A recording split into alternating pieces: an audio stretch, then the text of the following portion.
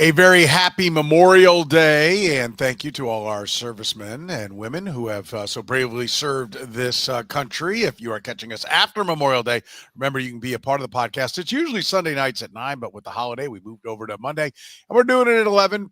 Basically because of our schedule. I'm going to be honest with you with what we got going on life-wise on our 3-day weekend. So if you're catching us live, thank you. Remember, you can be a part of the conversation in the chat room. I already got some folks lined up there that want to chat about the big moves going on with the Kansas City Royals. We'll get to Jac Caglianone and the incredible start he's had in AAA. We'll start, though, with the DFAing of Hunter Renfroe, Cavan Biggio. What does it mean for the Royals? Nick Loftin, John Rave.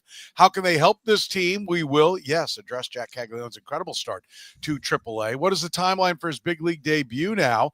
Does he need to fail at AAA before the Royals bring him up? We hear that all the time as one of the parts of development is you need to learn how to dig yourself out of a hole. No hole so far.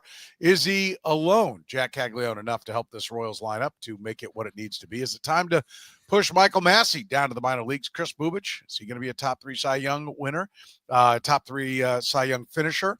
Could this be the best Royals pitching staff of all time in a special Memorial Day minor league minute? It's all coming up right now here on the Kaufman Corner Podcast. You're listening to the Kaufman Corner Podcast, the most in-depth analysis of the Kansas City Royals, breaking down the Royals like no one else can.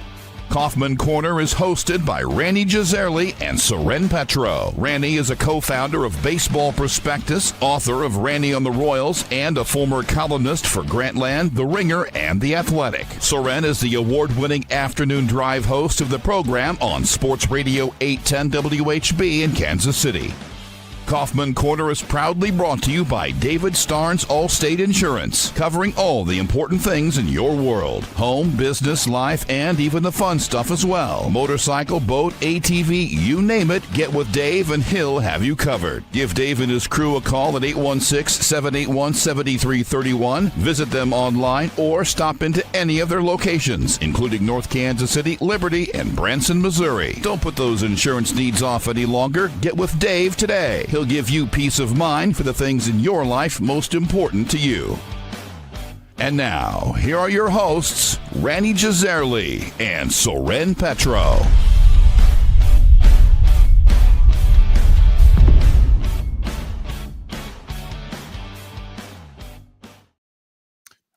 Thank you very much, Curtis. We do appreciate it. Off and running here on a Memorial Day Monday. And Rany, how about it? The Royals making some moves, DFAing Hunter Renfroe earlier this week. Cavan Biggio sent to the minor leagues as well. Thoughts on the fact that they do this and they do it right now?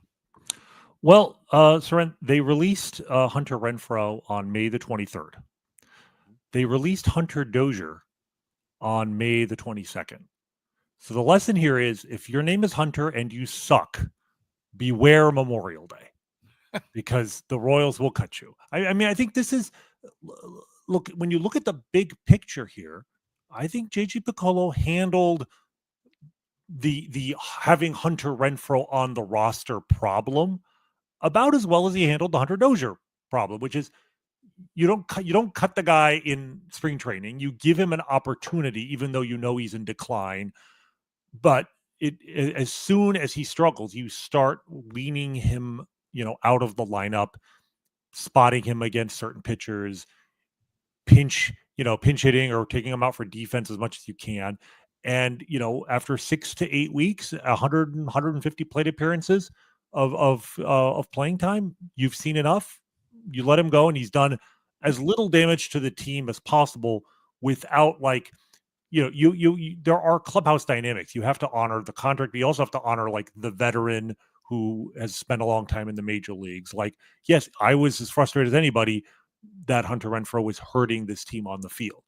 And look, I'm sure I have nothing against Hunter Renfroe personally. I know he tried hard. It wasn't his fault the Royals gave him a multi-year contract. The primordial sin here was the contract they gave him to begin with. But the way they handled him, I mean, going all the way to last season when, he played most every day during the season, but by the playoffs, he only appeared in 2 of the 6 playoff games last year. They knew that he could not help the team very much on the field in games that mattered last year. This year they've decided he couldn't help them at all. He let him go. The team is in a better spot now than they were before they let him go. But I think they tried to minimize the damage as much as possible, and now they get a clean slate. Yeah, I know. I think it shows one, and it continues. I think I made the same point about Hunter Dozier that JJ Piccolo is not Dayton Moore in the sense that he's just going to hang on to a guy forever. Dayton Moore would eventually cut a guy, but it was always pretty late in the process. Now we are in the final year of Hunter Renfroe's deal, but Hunter Renfroe was a guy that had, a stretch last year where he was very helpful for this team. Mm-hmm. So I think it is clear though that JJ Piccolo is more by the numbers, and look, he'll pull the plug quicker than Dayton Moore. Dayton Moore finally pulled the plug on Omar Infante. Would not pull the plug on Hunter Dozier.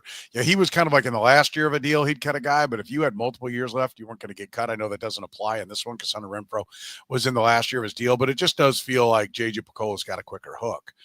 I think when you look at this move and the Kevin Biggio one, there was question as to whether or not he was going to make the roster. I always felt like he was going to make the roster. I think that one is a little bit more interesting now in the sense that they're looking inward, right? I think that's the bigger sign. I think the Renfroe, you always kind of knew that second year might be a throwaway. It's just what they needed to jumpstart last year.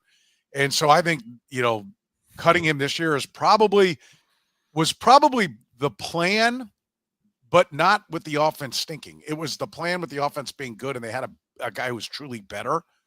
But I think it was always the plan that they were throwing him extra money to try to stabilize things last year and get the team up to a 500-ish clip. They obviously exceeded that expectation. Kevin Biggio was a guy that was supposed to be, just your true mortar, fill in where we needed him. And now I wonder if there isn't a little bit more of a look, the hired gun thing isn't working. We need to bring in more of the guys that are part of the crew. Let's try to create some chemistry here. The offense just isn't working.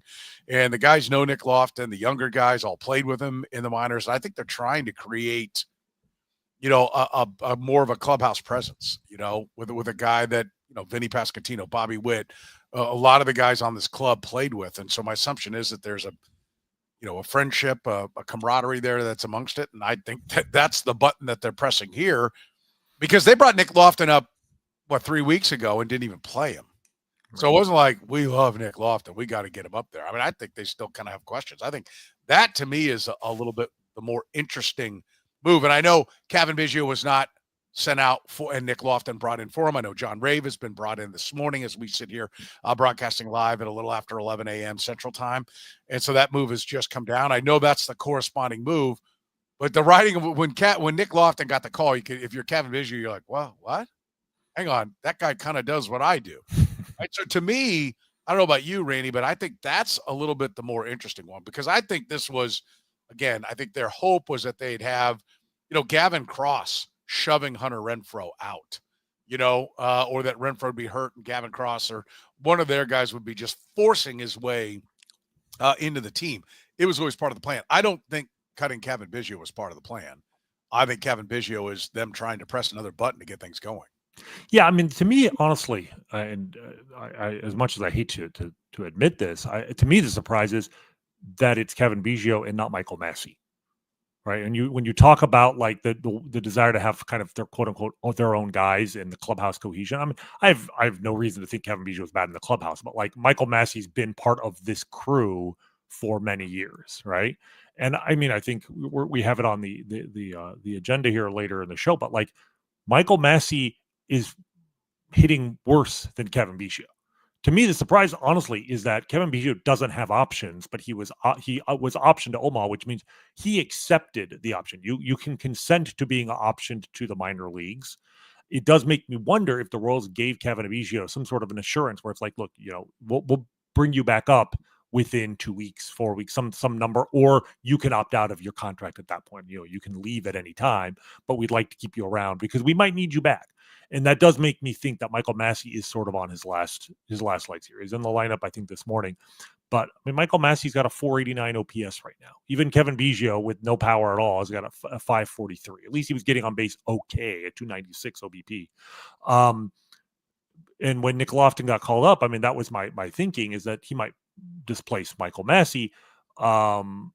because even if, either he plays second base or if he plays left field, then they finally move Jonathan India back to his original position, because so much of this is not just even about who's in the lineup, but about how the defense sets up. And Jonathan India has just never looked comfortable in left field. I'm at the point now where I wonder if maybe he should be DHing a lot, and I think he's in today's lineup as a DH. He's coming back. He was out yesterday with a cold. But Michael Massey, I think, is the one who probably has to worry about his playing time at the very least, if not his roster spot. But having John Rave up now today, Nick Loftin up, both of them in the starting lineup today. Hunter Renfroe is gone. MJ Melendez is gone. Like, I'm comfortable saying that the offensive part of the roster today is the best offensive roster the Royals have had all season. And that's not saying much because they're last in the league in runs scored, but this is the best 13 guys on offense that they've had to this point in the season. Nick Loftin and John Rave are more likely to contribute offensively than Hunter Renfroe and MJ. You're a numbers guy. Listen, I like all the optimism, and I like the move, and I like going with the in-house guys, and I do think there's a chance for the chemistry to make things click better. But come on, like Nick Loftin and John Rave are past the age of being real prospects. Neither one of them's ever been in the top 100. Like, I know to me they fall into the category it can't be any worse. Exactly. Right? Like, don't like. To say that they're going to be definitively better, I think is a bit of a stretch. Soren, MJ Melendez. I'm aware. I'm aware. MJ Melendez. I'm damning. This might be damning with faint praise. I'm not saying you get my point. Listen, Rany, you're going to win a popular vote on this argument from all the fans, and I'm sure that let me bring back up the list of comments. They're all going to clamor in. And so if you're just playing to the audience, great. But MJ Melendez had a 40 home run season in the minor leagues. Neither one of these guys did, right? Like, people have big minor league numbers and then come up and stink at the big league. So I just want to be clear, to throw out that these guys are going to come up and be quality players is a stretch, but here it is, John. Shut up, Petro. Let Rany cook. I do it. I don't want to overstate that like it's all fixed. It's all saved. No. It's not. These are not. I'm not saying they're great. I'm not saying they're good. I'm not saying they're average. I'm saying they're Drew Waters. Okay, is that okay? Can they be Drew Waters? Like, Drew Waters has not been a great Drew Waters wasn't Drew Waters for his first 3 call-ups. So he was. He was okay. In his rookie year and his sophomore year, last year he barely played. He's been okay again, but the upgrade from MJ Melendez to okay, I think, has been significant. And my point is, Hunter Renfroe had a 37 OPS plus this season. Do I think that John Rave is an uber prospect? No. Do I think he's going to be an average player in the major leagues? Probably not. He took a step forward. His numbers in minors this year were very good. He had an OPS over 900. 17 steals and 18 attempts. Like, he can do some things. Is he going to be an average major leaguer? I do not think so. I think he will be a below average player in the major leagues. Do I think he can exceed a 37 OPS plus? I absolutely do. Do I think he could be a better defender than Hunter Renfroe, who by the metrics was one of the worst defensive right fielders in the game this year, along with his offense? I think he will be. And that's all you can ask for at this point, because we talk about it every week, and every week it gets worse. The Royals have the fewest runs scored in the American League and yet have a winning record. Their pitching is historic. Their offense is historic. I'll get into some numbers about just how historic. It's even more historic than you and I thought. But the point is, upgrading the offense to even bad, just generic bad, could be the difference between wasting an incredible pitching staff and making the playoffs. So if this improves them by half a win, and each move half a win, so Loftin and Rave combined add up to 1 win, that might be the 1 win that gets the Royals to the playoffs this year. I agreed, and I like the move. I'm not against the move, and I hope I let you cook long enough there for John. But I just, I only want to caution that. But this to me feels a little bit like you and I go back to the gone Vince Coleman in Johnny Damon.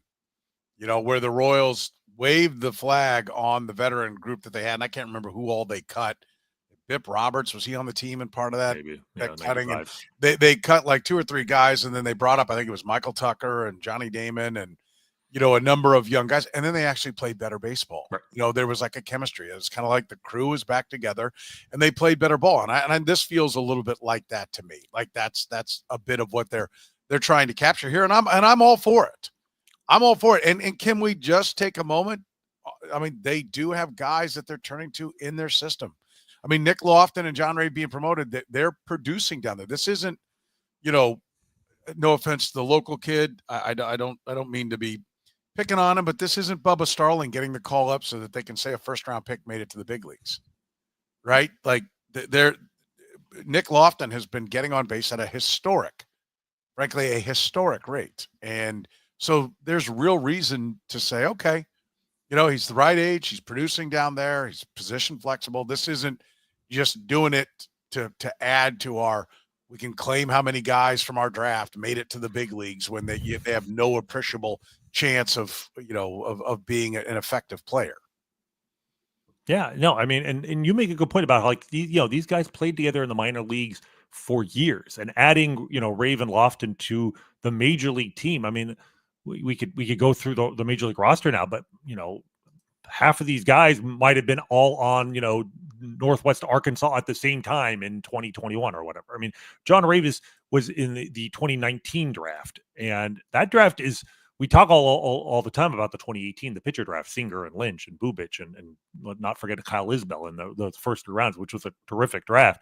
The 2019 draft, you start with Bobby Witt. Okay, maybe that's a no-brainer, but still, it's one of the 2 greatest players in Royals history at this point, we can safely say. The first pick. Their second rounder, Alec Marsh, who we've kind of forgotten about, but might come back this year and was promising last year. Michael Massey in the 4th round. John Ray was their 5th round pick. You've got Vinny in the 11th round that year. There are a few other guys from that draft who made the major leagues. Noah Murdoch was a Rule 5 pick this year. The A's just gave him back. Tyler Tolbert in the 13th round is your pinch runner in October, probably. Like, that's turned into a very, very good draft as well. The 2020 draft, that's the Nick Loftin draft. That was a disaster draft. There was only 5 rounds because of the pandemic. That was the Asa Lacy draft.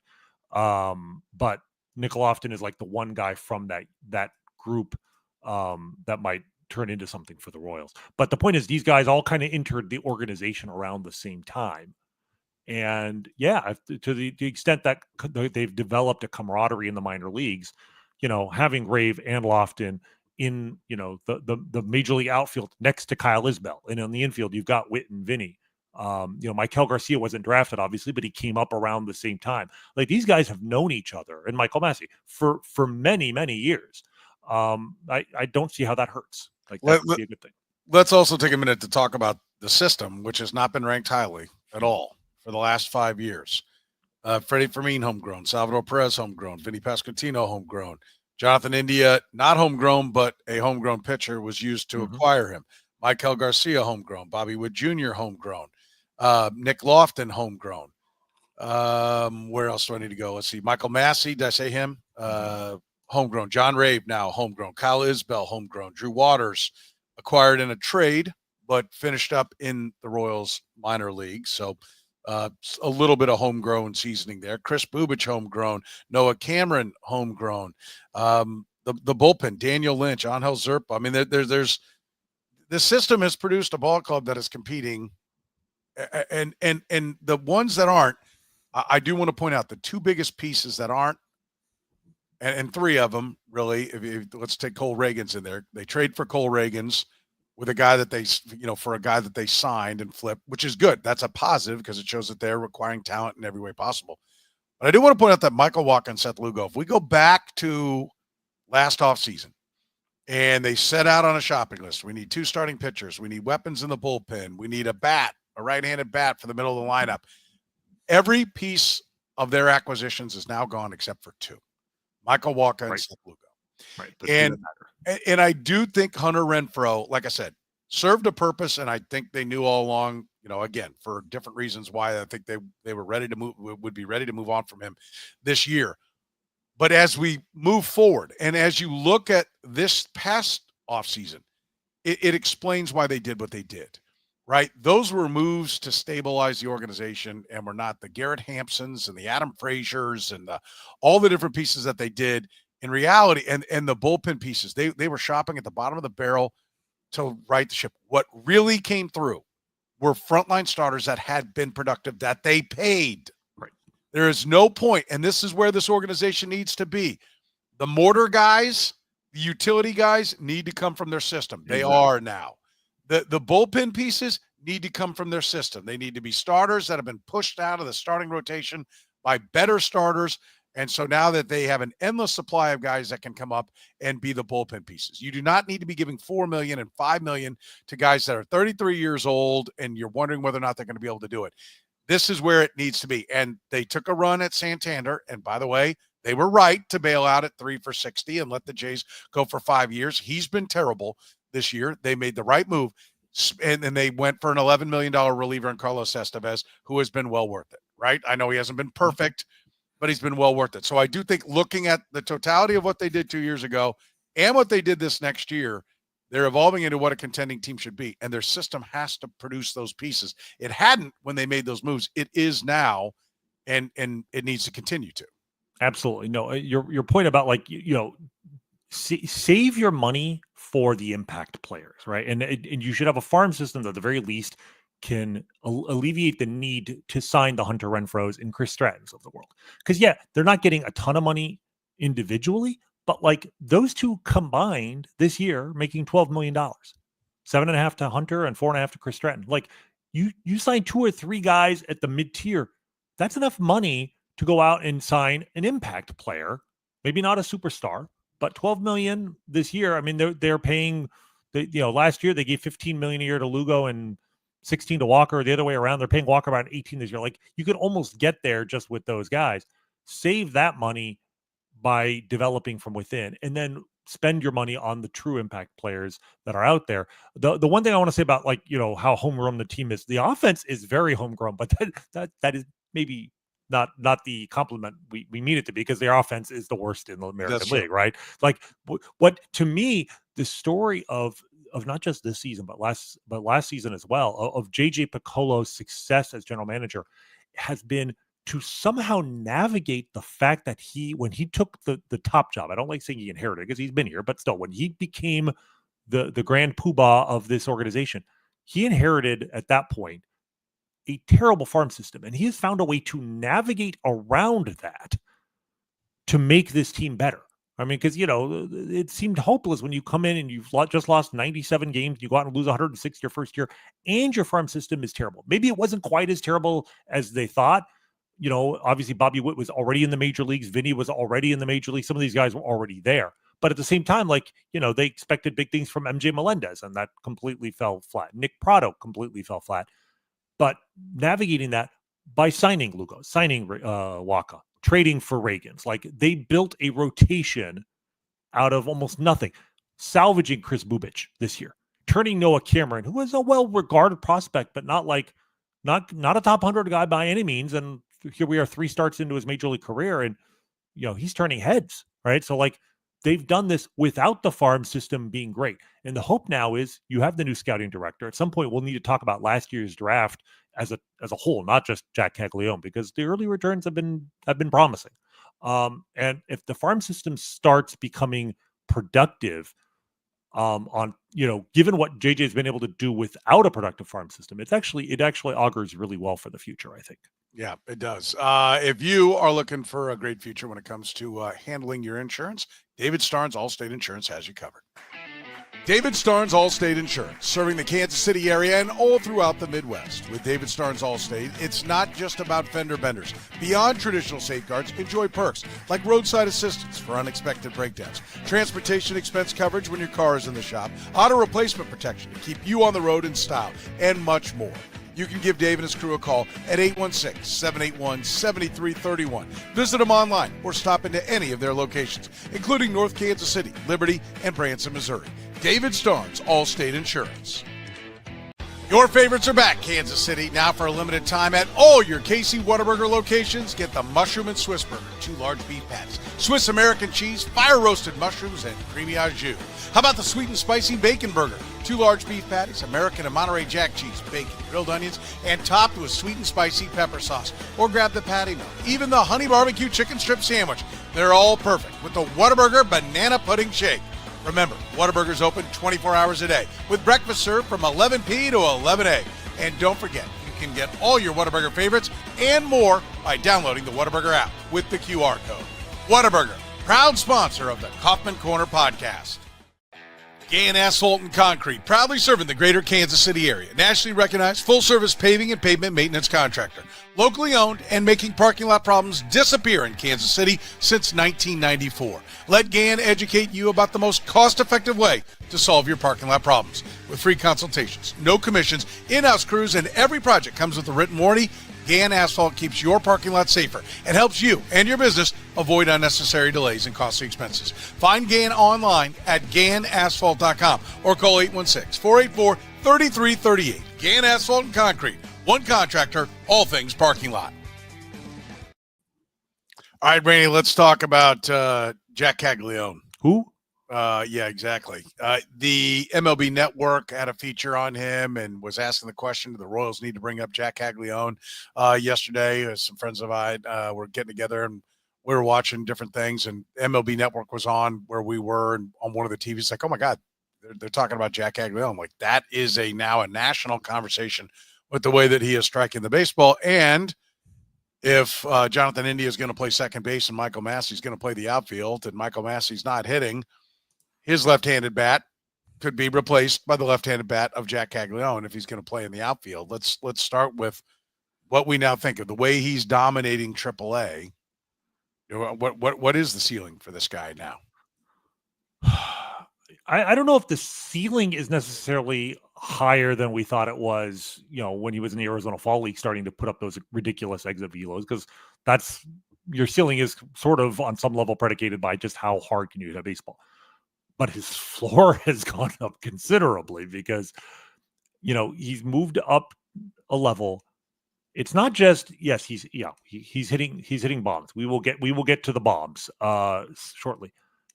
In 28 plate appearances in AAA, he struck out 4 times. He has more home runs than strikeouts in AAA. And granted, it's been like 8 games, but that's like Barry Bonds shit right there. Like, that's ridiculous. Contact and power all in one. That is what is, we didn't know for sure, would his propensity to chase pitches outside the strike zone overwhelm his kind of freakish contact ability? Because the mark on him coming out of college was he has a free swinger. But everyone said, he has an incredible ability to make contact on pitches even when they're not necessarily in the strike zone.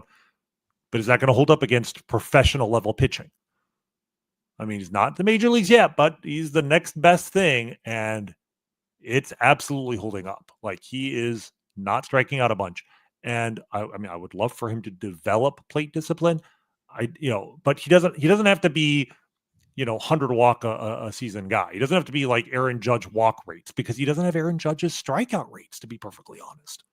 All right. He just needs to, it'd be nice for him to not be Salvador Perez. If he can walk 40 times in a season, that I think, you'll put up very solid OBPs, because he's not, this contract rate and this power suggests he's not going to be a low average slugger. He's not going to be a 250 or 220 hitter with so much. He's not Joey Gallo, right? Where he's just so much power you can put up with the low batting average. He's hitting 326 in the minors. He could be a 270, 280 hitter in the major leagues with this kind of power. It's exciting. I mean, there's just no way around it. Like, everything has gone about as well as we could have possibly hoped for with his first full pro season. I'm not a fan of comments like this from Jeremy. There's literally no reason for him to be in AAA. Even if he struggles, the upside is way higher than Massey. There is a reason. And one, it's because you don't want to damage what the player is, and you don't want to bring him up and then have him fail and then have to send him down. One, this lineup needs a guy that's going to come up and hit. right? That's what they need. And also, and I had this conversation with JJ Piccolo last week when he was on my radio show, and Noah Cameron got dropped into the perfect place to make a debut as a pitcher. A starting rotation that had everybody, firing on all cylinders, everybody going deep into ball games, a bullpen that didn't have 3 nights in a row where they had to cover 7 innings or something like that.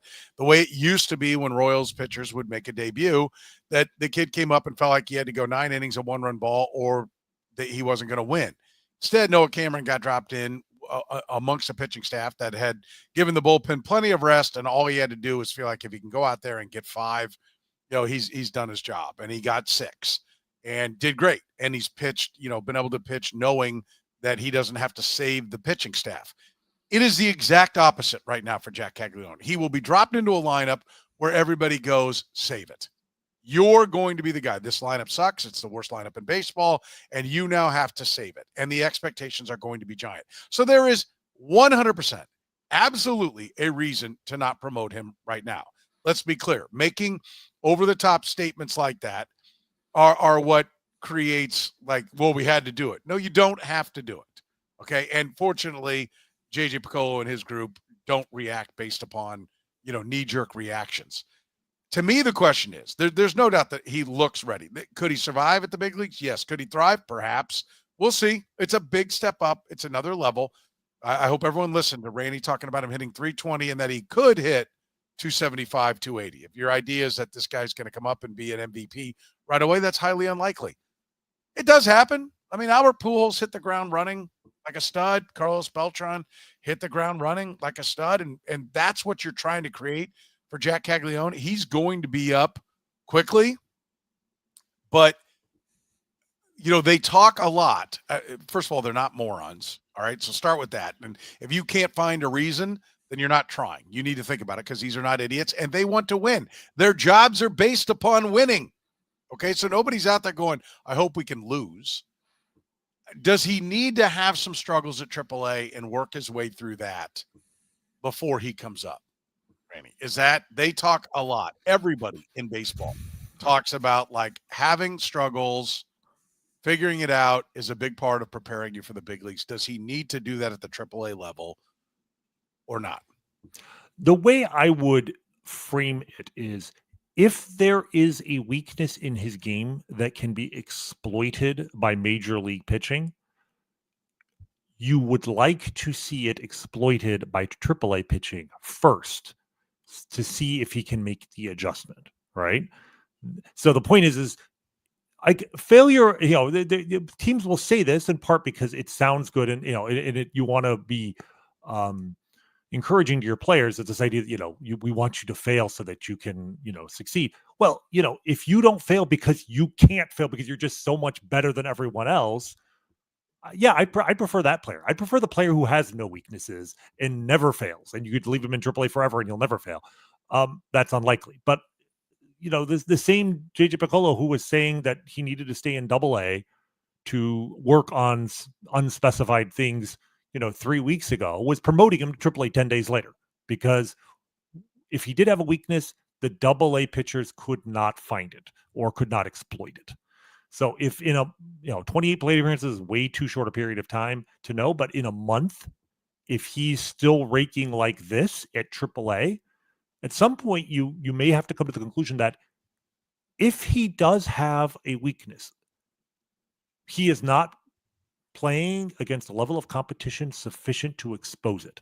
And sometimes the only way to expose it is to go to the major league level. Some guys do need to actually get to the majors and then fail, or in the rare case of an Albert Pujols type, they get to the major leagues and they don't fail either, right? That does happen. So I would love for him to reveal no sign of weakness, but he needs more than 28 plate appearances, I think, in AAA to do that. And to me, the call above John Rave today, if it is in part about Jac Caglianone and his readiness for the major leagues. I feel like one of the reasons they brought up Rave now, frankly, is they looked at their situation with Caglianone and they thought about Rave as it's now or never for him, because in a month he may not get an opportunity to play.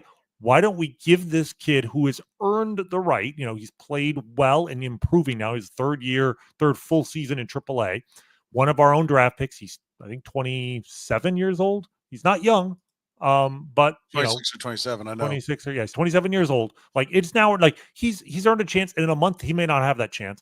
Why don't we use him now? This also it'll be very interesting to see. He's not playing right field in Omaha anymore. Will Caglione, who has steadily picked up more and more playing time in the outfield, will this mean Caglione is playing out in right field almost every day? Because to start the season, Caglione played exclusively first base in his first 17 games of the year.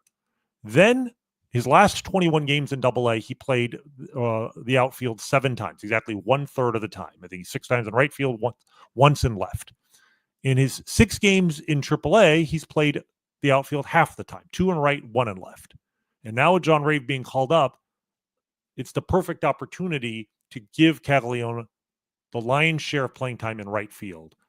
You're going to give John Rave a month to show what he can do at the major league level, and give Caglione a month to play right field every day. You talk to me, what's the one thing, there's literally no reason for him to be in AAA. Another reason for him to be AAA is I need to see him play right field regularly enough, because if you do call him up, you would like him to play that position if he is capable of doing it. It really solves a lot of problems. Even if he's not great at it, as long as he won't hurt himself and won't be a liability, you would prefer him to be out there. So now is the time, and the Royals are making those, those signs that they are planning for a future in the not too distant future where he is playing right field at Kauffman Stadium. But it doesn't have to be today. It can be a month from now. And I think they'll be just fine. Does he fix the lineup?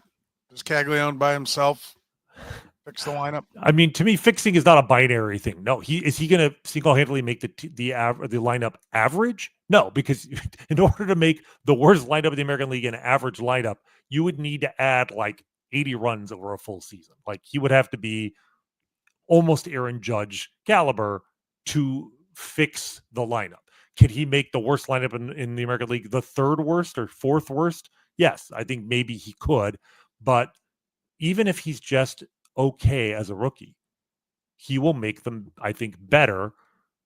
But I don't think waiting a month is going to hurt the team very much. And I think you would like for him. He's still chasing pitches a little bit too much. Baseball America has a really nice graphic with all of his like AAA metrics, where his exit velocity, comparing it to the major league average, and like his exit velo is like average exit velo is 5.5 miles an hour faster than the average major league hitter. Some of these numbers are incredibly impressive. But the one thing is he chases pitches outside the strike zone close to 40% of the time, whereas major league average is more like 30%. His contact is great. He makes a little bit more contact on pitches in the zone and outside the zone than the average player does when they swing. So again, when he swings, he's more liable to make contact, which is great. But you would like to see him be a little bit more selective. It's interesting to note he has yet to get a hit at AAA on a pitch outside the zone. Inside the zone, when he swings, his slugging average is over 1,100. But right now he is not. Yeah, he's yet to get a hit on a swing outside the strike zone. So there are some things he can work on. But I want to talk about the 5 home runs he's hit, because if you go through them one by one, it's actually even more impressive. So Thursday he hits a home run off of Dakota Hudson, who has pitched, I believe, something like 8 seasons in the major leagues. It was on a sinker at 90.5. It was a 3-0 pitch. So he's like a cookie fine. Maybe they didn't think he was swinging. It was a fastball right down the middle. Still, he got to a 3-0 count. That's impressive. Friday, he homers off of Touki Toussaint, who has spent 5 or 6 years in the major leagues. That was off of a splitter at 86. It was a 2-0 pitch. So again, he had the plate discipline to get into a good count, and he unloads. The first one is 113 miles an hour off the bat. The second one is 111.6. Both of those guys right-handed. Then on Saturday, he hits a 1-2 pitch, a slider from a lefty, Andrew Vasquez, who has pitched several years in the major leagues. 107 miles an hour off the bat. And then yesterday, he hits 2 homers. He hits a slider off of a lefty, a tough lefty with a low arm angle, Sammy Peralta, who's pitched 2 years in the major leagues. He hits that one for a home run. He then hits a home run, a fastball, a 1-0 fastball off Buck Farmer, who spent 11 years in the major leagues. So he's hit 5 home runs, 3 of them off speed pitches. All 5 off of guys with major league experience. to me, that that's really impressive. The only thing he didn't do is he hasn't shown an ability to homer off of like extreme velocity. The fastest pitch he's hit so far is 91 miles an hour, but he's hitting off speed pitches. That in itself, and two of them off of lefties, two sliders from lefties, he's hit for home runs. So like he's making adjustments to those are the kind of things you see from veterans, right? He's not MJ Melendez, feasting off of a fastball in a good count, but struggling against any kind of pitch with with movement, any kind of breaking ball. He's hitting all sorts of pitches. So that part of his game is, to me, even more exciting. I think he's going to be ready soon. I just don't think he's ready yet. Yeah. Okay. And I think that's a big part of the equation of, getting this right. They don't want to be regretting what it is they did and turning around and sending him back to the minor leagues.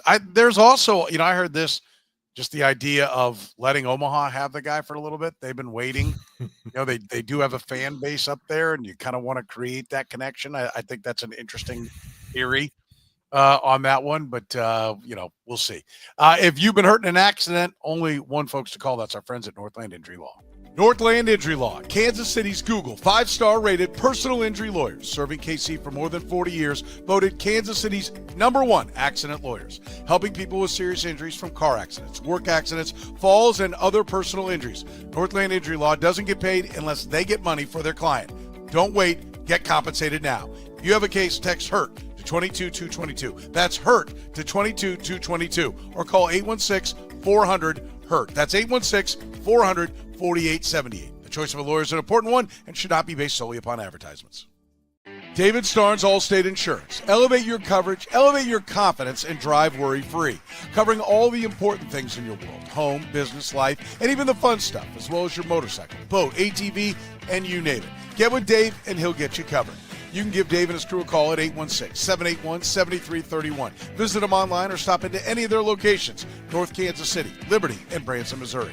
Don't put those insurance needs off any longer. Get with Dave today. He'll give you peace of mind for the things in your life most important to you. David Starnes, Allstate Insurance. All right, let's talk a little bit about this pitching staff.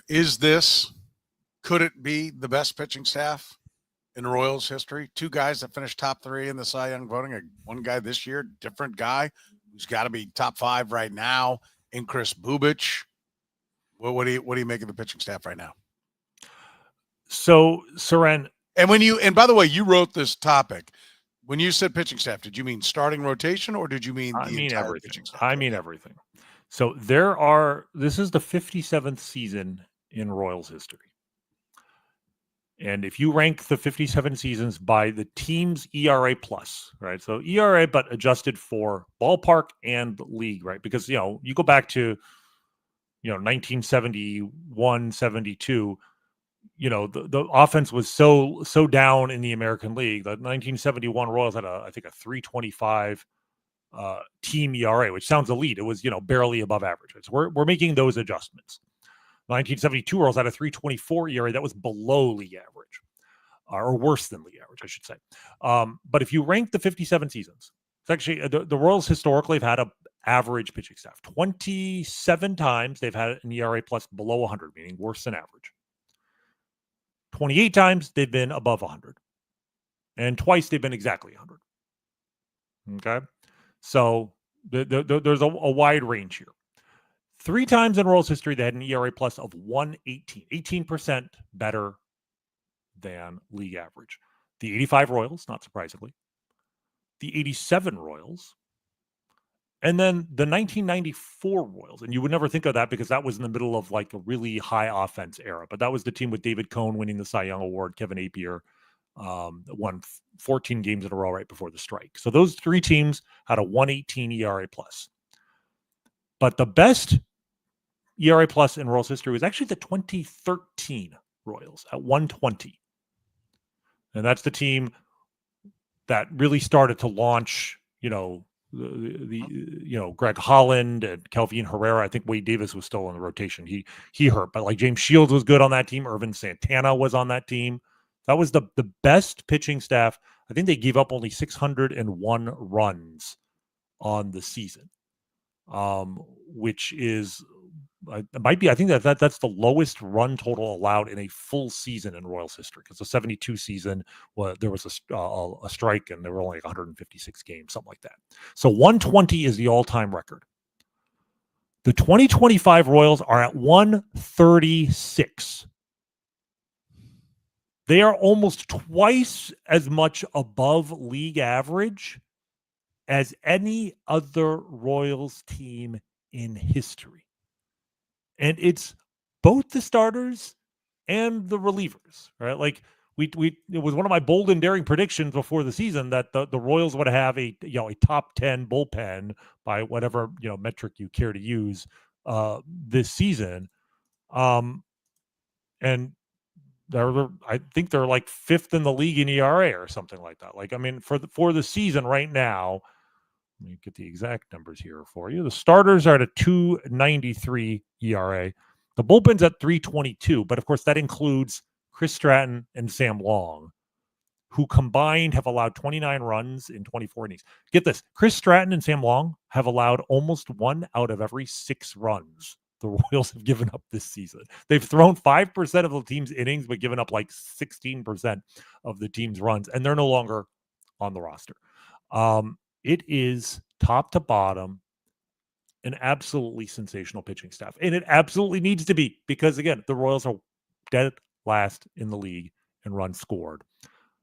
And yet are 29-25. They are on track for 87 wins. You and I predicted 88. They are right on track with an offense much, much worse than you and I expected it to be. Yeah. Yeah. No, it's, and that, I think when you have that kind of historic pitching, it begs the question, can you allow this season to go by and not be a postseason team? Right. Exactly. And that's why they have to fix the offense. And that's why, they're doing what they can in the moment, right? They brought up Nick Loftin, John Ray. They're making changes. And if these Band-Aids don't work, I think we're going to see more drastic decisions. You're going to see maybe Caglianone get called up sooner than maybe they would have wanted. You're going to see a trade potential. Like my optimism stems from the fact that there are ways to make this offense not suck. May not be a way to make it great, but you can make a team not suck on offense. And the pitching is so good, and it's been good. They've lost. Seth Lugo and Cole Reagans are on the IL right now, and Noah Cameron's come up and been a bit. I know in his first start he gave up the 1 hit, but like that's actually his least impressive start, because in his other 2 starts he walked no batters and I think 1 batter with great strikeout numbers, and also gave up 2 hits in 1 game, had a no hitter going, and then 4 hits I think in his most recent outing. Look. Yes, yesterday the Royals could not score. They scored 1 run in regulation. They were without Lucas Ursa because he had already pitched 2 days in a row. So they got 4 outs of Carlos Estevez. They score with the zombie runner in the 10th inning. Who did they turn to for the save? With the tying run at second base to start the inning, Taylor Clark, right? Who started the year in Omaha, had been a Royal a couple years ago and had moments of that, like he was the quintessential like 6th inning guy. He's a guy you love to have in, as your last reliever. You do not want him closing out a game with the tying run at second base. He closed out the game and they won. The Royals won 2-1. Do you know what the Royals record is this year when they score exactly 2 runs? So they've scored exactly 2 runs. It's been 11 games. Guess what their record is? It's something, they're like 5-6 or something like that. They are 7-4 when they score exactly 2 runs. That is stupid. All right, that's immoral. How the hell do you win 7 out of 11 games when you score 2 runs? Now they're 5-6 when they score 3 runs. Fine. But they score 4 runs. On Saturday, the shock wasn't just that they blew a 4-0 lead. It was the first time they lost a game in which they scored 4 runs, period, since opening day. Now, they're 0-8 when they score 1 run. They're 0-5 when they get shut out, obviously, which means when they score 2 runs or more, they are 29-12. Like, this is absurd. They score 2 runs in a game, and they're in it. That's not normal. And I'll tell you how unnormal it is with what I think is my favorite stat, certainly the craziest stat of the year. All right? The Royals, I told you, they're dead last in runs scored, but they're also allowed the fewest runs in the American League. Combined, if you go to a Royals game this year, you have seen an average, I think it's a total of 370, don't quote me on this, 375 runs, but an average of 6.59 runs per game. All right? Combined between how many runs they score and how many runs their opponents score. 6.59 total. Since 1973, only 3 teams in all of baseball have had a combined scoring of under 7 runs in their games. The 2003 Dodgers were at 6.97. The 2014 Padres were at 6.86. The 89 Dodgers, this is the year after they won the World Series with Orel Hershiser and, all those guys, but like a terrible offense. They legendarily won the World Series with no offense and Kirk Gibson hitting magical home runs off the bench. But 6.81. That is the fewest runs combined by both teams of any team since 1973. And, in a league where the National League average was only 7.88. Like, it was a very low offense era. No other team has been under 7. Keep in mind, all 3 of those teams were National League teams. They didn't play with a DH. Right. The lowest run scored by any team in a league that used a DH was the 1976 California Angels, 7.29. The Royals are at 6.59. They are 0.7 runs a game lower than any team in the history of baseball that used the designated hitter. The combination of if you go to a Royals game, you're like, geez, there's not a lot of scoring going on. There's a reason for that. There's never been a team that's ever had this little scoring in their games. Every game is 3-2, 2-1. Right? I mean, it's crazy. Right? Like this, and then so you said, if they don't make the playoffs with this pitching staff, that's a crime. Because this pitching, if this holds up, if it holds up. This pitching staff's amazing. And obviously, they're without Reagan and Lugo right now. We expect them to be back hopefully soon. And they'll have a very pleasant dilemma as to what to do with Noah Cameron. But it's absolutely remarkable. And that's why I feel like, if they can just get this offense to be like 11th best in the American League. I mean, they won the World Series in 1985 with the 13th best offense in the American League. It was second to last, but it wasn't last. It wasn't last by like a country mile. Right. You just they have a pitching staff even better to this point in the season than the 85 Royals. Well, and they added Lonnie Smith that year, right? Yeah, like exactly around this time. He was he wasn't a trade deadline. I think it was like a late May, early June acquisition. That's a very good comp. Yeah, so they went out and put something together. So this offense is going to be bad at the end of the year. You're not going to dig out of the hole that they have dug to this point. It's not going to be the number 2 offense in baseball in the American League, just because of how many games they've already put in the category of on the bad side. But it can get a lot better and be 6th, 7th, 8th best in the American League by the time the playoffs roll around. If they can add Jac Caglianone, if Nick Loftin continues to get on base, if they do make an acquisition of some kind, if Michael Massey would find his swing, if Salvador Perez comes around, there are reasons to believe that this offense can be better. It's not going to rank really highly at the end of the year, but there are reasons to believe that this offense could be better, right? Can get significantly better. Let's talk about Memorial Day. Let's finish with that. You had a special minor league minute you wanted to share with us about Memorial Day. I did. It is like you said. It's Memorial Day today. We honor the brave armed forces members, especially the ones who lost their lives, of course, serving our great country. So, in their honor, I do want to talk about a couple members of the Royals organization who are themselves armed forces service members. So last year, the Royals actually drafted a player, Sam Kulasingham. You may have seen his name in the box scores in A-ball. 13th round draft pick out of the United States Air Force Academy. And I want to give a salute to him. He's having a decent first full pro season. He's got a .330 on base percentage. He's a second baseman, primarily switch hitter. No power yet. He hasn't hit a home run as a professional, but has decent plate discipline and is his first full season. There are building blocks here for somebody who might end up being a utility player in the major leagues. So I wanted to shout him out. But the other guy I really want to shout out, because this one is just an incredible story. I don't know if you're familiar with the name Sam Ruta. And if you're not, it's okay, because I was not familiar with his name until about 10 days ago. Sam Ruta, here are the things you need to know about Sam Ruta. He is a graduate of West Point last year. He was not drafted. And he somehow made his professional debut with the Royals this season. He was signed in February. And he made his professional debut at Double-A. And if that seems a little unusual, it is. Like, it's quite possible I'm missing somebody, but I cannot think of a player who was signed by the Royals, as an amateur and debuted in Double-A since Alex Gordon. Like, Jac Caglianone did not go straight to Double-A. He played A-ball last year. All right, like you don't get signed to go straight to Double-A. And Sam, so again, graduate of the U.S. Military Academy in West Point last year.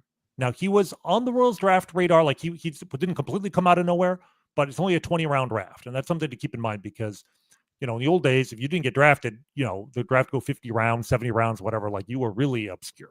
But now, there are all sorts of players in the major leagues who were drafted in the 25th round, 31st round. So you see a lot more quote unquote undrafted guys. That does not necessarily a mark that you don't have major league talent, but obviously didn't go in the first 20 rounds. He sent an email to the Royals in February. That basically, I think, is an email to every major league team looking for a job. He was playing in something called the California Winter League, which I wasn't even aware existed. Not the California Penal League, where Rick Vaughn was signed out of. The California Winter League, trying to showcase his skills. The Royals, as we know, Rick Vaughn already pitches for the Royals. Carlos Estevez. Exactly. The given birth name of right, Carlos. That's right, Rick Carlos Estevez. That's a very good point. We already have Wild Thing in our bullpen. Right. No, the California Winter League, the Royals brought him in for a tryout. We're impressed enough to give him a professional contract, which teams are limited. I think it's 165 players you can have under contract under the new CBA. Like, they actually have limits. So he impressed him enough. The Double-A thing, I was told, I don't think they thought, this is going to be, this guy's ready for Double-A, even though we just signed him, 6 weeks ago. It was just, I think it was just a numbers game with like the way the rosters were put together. And I mean, he started the season, he was very much a bench player. Like he made his first, got into his first pro game on April 6th, went 2 for 4 with 2 doubles, and then didn't play again for 13 days. And then went 0 for 5 with 4 strikeouts, didn't play again for 8 days. He played 3 times in April. And 1 time in the first 10 days of May. But when he'd play, he would hit. He's a third baseman, I should point out as well. And so starting on May 14th, he has been in the lineup now, 8 times in the last 12 days. He went 3 for 4 on May 14th. 2 days, and then 4 days later, this is when I first really encountered him. Last Monday, a week ago today, he went 2 for 4 with 2 homers. The next day, 2 days later, he was back in the lineup. He homered again. And now you can see he's playing every day. Now, he is, again, making his professional debut in Double-A. That's a hard ask of anybody. He has struck out 24 times in 53 plate appearances. That's over 40%. Like, he's on pace to strike out 250 times in a season. But he's hitting 298, slugging 638. He has an OPS over 1,000 in 13 professional games. He hits the ball hard, like 3 homers, a triple, 5 doubles. Like, these are crazy numbers for anybody making their professional debut in Double-A, let alone a guy from Army who wasn't drafted last year. They, like, the last couple games, he's played twice at first base. Like, they suddenly are like, we got to get this guy in the lineup. Like, I don't think the Royals know what he is. I certainly don't know what he is. But, like, salute to you, Sam Ruta, who, was, wearing Army fatigues and, graduating last year around this time, and is like hitting the snot out of the ball when he makes contact at Double-A as a third baseman. He's 23 years old. I just want to say, we should be rooting for him and Sam Kulisingham. If you're not rooting for them, frankly, not only are you not a very good Royals fan, but I don't think you're a very good Patriot. Yeah. So Happy Memorial Day, everyone. Maybe we'll see one of these guys in the major leagues representing the Royals as well as their country soon.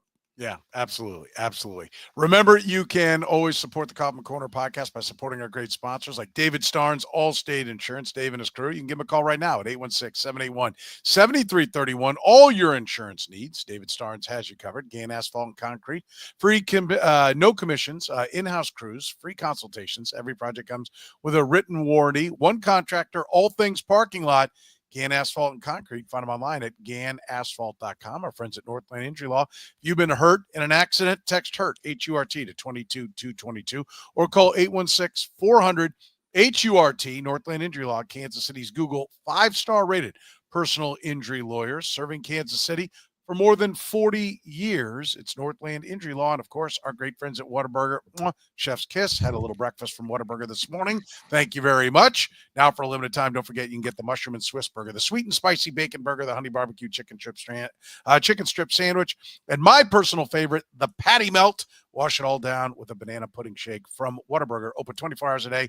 Breakfast, 11 p to 11 a. Whataburger has you covered. For the good Dr. Rany Jazayerli, I'm Soren Petro saying thank you very much for joining us here on the Kaufman Corner podcast, and we hope you have a great Memorial Day as we are broadcasting live on Memorial Day and a great week. We will see you next Sunday.